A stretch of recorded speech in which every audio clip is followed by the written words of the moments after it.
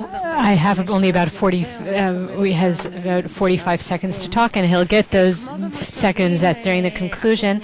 Like in the previous sessions of this conference in which we presented the work done by the different research groups in the INSS, we have invited very distinguished guests, very well-known guests, to discuss and respond to what they have presented. I will introduce them and thus call them to the stage in order to respond to what you have just heard. And then we will continue with the session. I'm happy to invite here David Ignatius, please.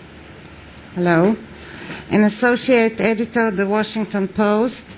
David has a long career as journalism in important and prestigious international newspapers. He is an author, he's a novelist, and he is deeply familiar with the Middle East. I would like to invite Professor Shaul Mifal from the Political Science Department in Tel Aviv University. He's a well-known researcher in issues related to the Middle East, the Arabs and the Palestinians in particular.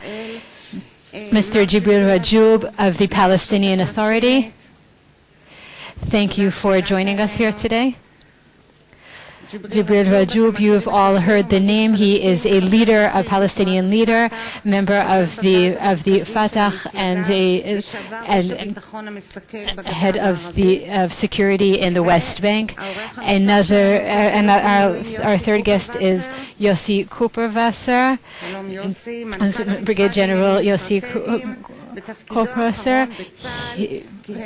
He has served as the head of the research department in the IDI. He has written many articles on issues of security and politics in the Middle East.